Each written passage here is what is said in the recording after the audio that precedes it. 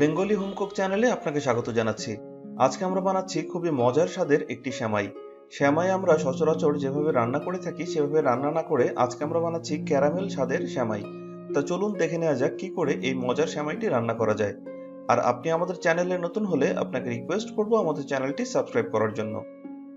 প্রথমে আমরা একটি প্যান নিয়ে নিয়েছি এবং এর মধ্যে দিয়ে দিচ্ছি 1 টেবিল চামচ পরিমাণ ঘি।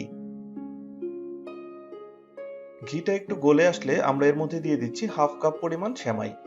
সেমাইগুলো আমরা কিন্তু ভেঙে দিয়েছি।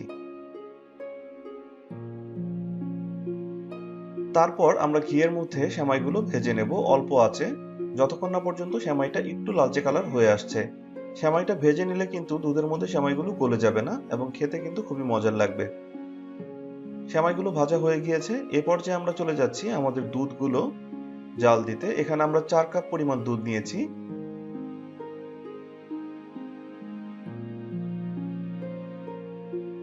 দুধগুলো আমরা ফুটিয়ে নিচ্ছি যতক্ষণ না পর্যন্ত বলক উঠে যাচ্ছে।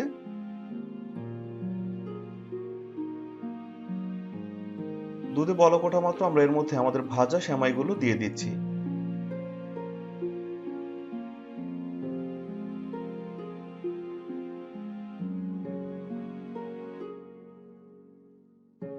সেমাইটা আমরা অল্প কিছুক্ষণ রান্না করে নিচ্ছি। এই সেমাইগুলো যেহেতু ঘিয়ে ভাজা, এগুলো কিন্তু গলে যাবে না। এর মধ্যে আমরা দিয়ে দিচ্ছি অল্প হাফ টিস্পুন পরিমাণ সাদা এলাচের গুঁড়ো।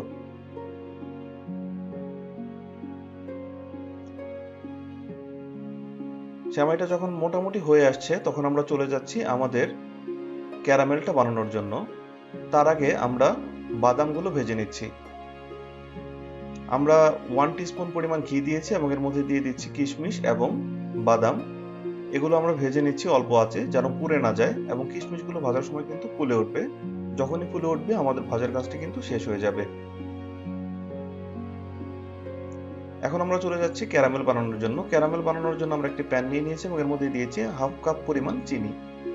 আপনারা চিনির পরিমাণটা আপনাদের টেস্ট অনুযায়ী দিয়ে নিতে পারেন।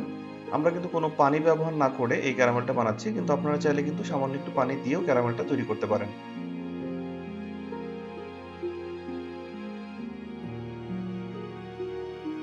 ব্যাস, আমাদের ক্যারামেলটা তৈরি হয়ে গেল। এবার আমরা আমাদের সেই সেমাইটার মধ্যে আমাদের ক্যারামেলটা ঢেলে দিচ্ছি।